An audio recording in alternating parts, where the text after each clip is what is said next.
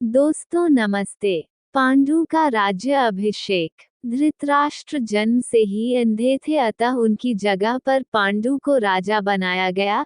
इससे धृतराष्ट्र को सदा अपनी नेत्रहीनता पर क्रोध आता और पांडु से द्वेष भावना होने लगती।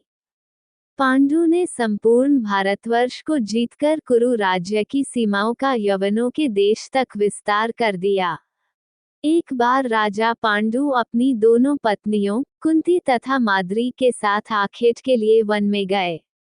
वहां उन्हें एक मृग का प्रणयरत जोड़ा दृष्टिगत हुआ। पांडु ने तत्काल अपने बाण से उस मृग को घायल कर दिया। मरते हुए मृगरूपधारी निर्दोष ऋषि ने पांडु को शाप दिया, राजन, तुम्हारे समान क्रूर पुरुष इस संसार में कोई भी नहीं होगा। तूने मुझे प्रणय के समय बाण मारा है, अतः जब कभी भी तू प्रणयरत होगा तेरी मृत्यु हो जाएगी। इस शाप से पांडु अत्यंत दुखी हुए और अपनी रानियों से बोले, हे देवियों, अब मैं अपनी समस्त वासनाओं का त्याग करके इस वन में ही रहूंगा, तुम लोग हस्तिनापुर लौट जाओ। उनके वचनों को सुनकर दोनों रानियों ने दुखी होकर कहा, नाथ, हम आपके बिना एक क्षण भी जीवित नहीं रह सकती। आप हमें भी वन में अपने साथ रखने की कृपा कीजिए। पांडु ने उनके अनुरोध को स्वीकार करके उन्हें वन में अपने साथ रहने की अनुमति दे दी। इसी दौरान राजा पांडु ने अमावस्या के दिन ऋषि मुनियों को ब्रह्मा जी के दर्शनों के लिए जाते हुए देखा। उन्होंने उन ऋषि मुनियों से स्वयं को साथ ले जाने का आग्रह किया। उनके इस आग्रह पर ऋषि मुनियों ने कहा, राजन, कोई भी निसंतान पुरुष ब्रह्मलोक जाने का अधिकारी नहीं हो सकता, अतः हम आपको अपने साथ ले जाने में असमर्थ हैं।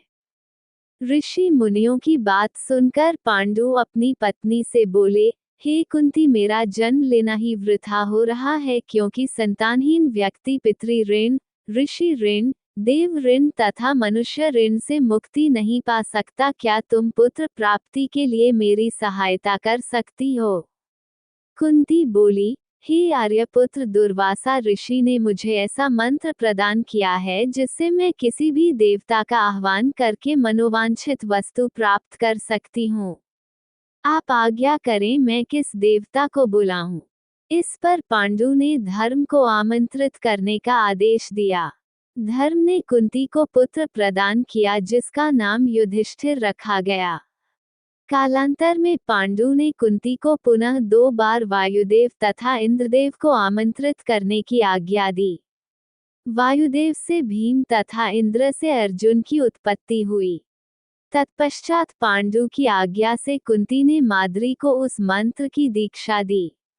माद्री ने अश्वनी कुमारों को आमंत्रित किया और नकुल तथा सहदेव का जन्म हुआ।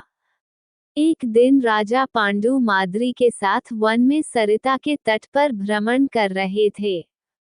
वातावरण अत्यंत रमणीक था और शीतल मंद सुगंधित वायु चल रही थी। सहसा वायु के झोंके से माद्री का वस्त्र उड़ गया।